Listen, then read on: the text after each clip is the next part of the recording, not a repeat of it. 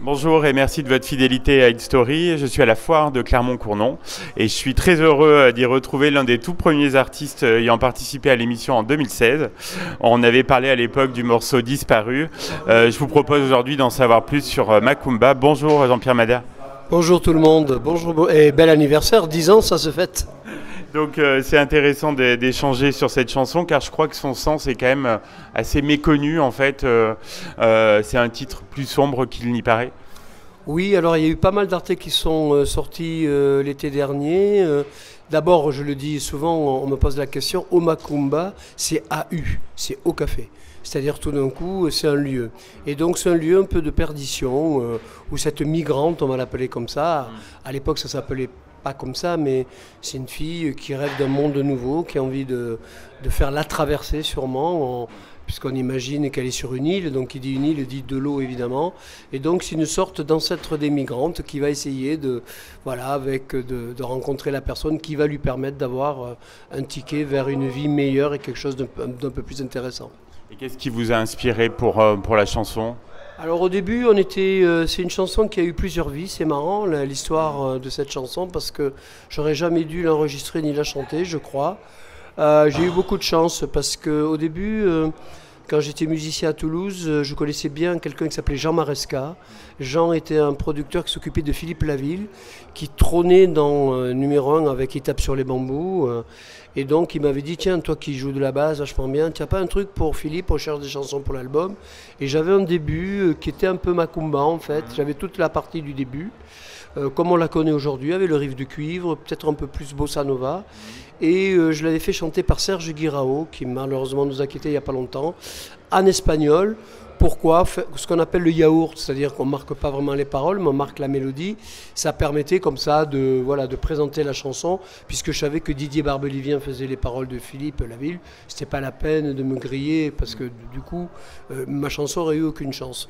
Et en fait, Jean a trouvé ça vachement bien, l'a gardé pour l'album, et tout compte fait, ils l'ont jamais travaillé ni enregistré. Et quand j'ai fait Disparu, qui était numéro 1 des clubs, grâce à l'intermédiaire de Richard Seff, avec qui je travaillais, qui avait fait des chansons à l'époque pour Gérard Lenormand, produit les premiers albums de Francis Cabrel, il m'a dit, mais dis-moi, qu'est-ce qu'on va faire après Disparu ? Bon, ça avait été une période où j'avais fait beaucoup de concerts, beaucoup de galas, j'avais pas vraiment beaucoup travaillé cet été 84. Il m'a dit, mais rappelle-toi, j'aimais bien le début de ta chanson là pour Philippe Laville, tu devrais la reprendre, un peu plus new wave, avec des synthés, etc. Et dans le taxi, qui nous a menés, c'est marrant, de la place de la Concorde à Orly, je lui ai rechanté un peu la mélodie. Et puis, alors c'était pas tout à fait le même, le refrain faisait genre. Et tout d'un coup, je sais pas ce qu'il a pris parce que c'était quand même un très bon auteur. Je lui ai dit, tu vois, j'aimerais un nom de club au Mocambo, au César Palace, la fille elle danse. Et tout d'un coup, il me dit, oh Macumba, elle danse tous les soirs. Je lui ai dit, voyons ce que ça fait avec la mélodie. Et c'est là où il a eu l'idée de la répétition. Oh Macumba, Macumba, elle danse tout. Et j'ai waouh, j'ai dit pas mal. Et donc on l'a enregistré assez vite au studio Guillaume Tell. On a fait un premier mix. Là, je me suis pris un peu au sérieux. J'avais fait venir tous les cuivres de Paris. Et quand mon producteur de l'époque a écouté, il m'a dit, oh, je préférais ta petite maquette avec tes petits doigts, là, tes synthés. C'était vachement plus moderne. On dirait de la musique de vieux. Je dis, ah bon. Et donc du coup, il me dit, j'ai eu Françoise Hardy, elle a écouté, elle pense comme moi, tu peux faire mieux, et il te faut aller à Londres. Bah, j'ai dit, ouais, mais tout le monde va à Londres, et c'est là où mon esprit collector a joué, c'est-à-dire que j'achetais beaucoup de maxi de la vague italienne, avant que ça devienne la mode, évidemment, l'italien disco. Et j'ai dit non, si tu veux faire quelque chose de moderne, l'avenir aujourd'hui, c'est l'Italie. Et il y a un studio qui s'appelle le Grattacielo, le gratte-ciel à Rimini. C'est là où il faut aller. Et l'idée lui a vachement plu, il a contacté les gens. Et 3 jours après, je partais avec mon master. Je me retrouvais sur l'Adriatique, en train de remixer Macumba. Et ils ont enlevé mes cuivres, on a fait le cuivre de synthé un peu qui est célèbre parce qu'ils avaient fait Tarzan Boy, ils avaient fait Boys from Ibiza de Sandy Martin, des choses comme ça. No Self Control de Raft aussi. C'est un studio où ils ont fait 5 ou 6 numéros 1 mondiaux. Hein. Et donc voilà, je me suis retrouvé à remixer le titre et une semaine après, je rentrais avec la vraie version. Et puis il y a le succès qu'on connaît, vous attendiez pas un tel carton si ? Non, mais j'ai senti très vite. La première télé que j'ai faite, c'était les Coco Girls, là. le collar au chaud. Et les filles là, qui étaient toutes belles comme le jour, là, les 4 pin-up, là, dès qu'elles ont entendu la chanson, elles m'ont dit waouh, c'est génial, on adore. Et j'étais dans une tombe, je m'en souviens, déguisé en Dracula, et j'étais une espèce de vampire, et je chantais Macumba, et elles avaient adoré la chanson.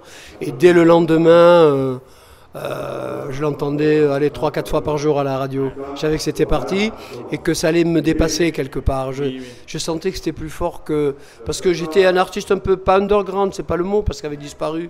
J'avais touché le grand public, mais c'est une chanson assez sombre, quoi. Et tout d'un coup, avec ce Macumba, je sentais que... Waouh, ça allait... Par contre, j'ai jamais été numéro 1. Ah oui, dommage.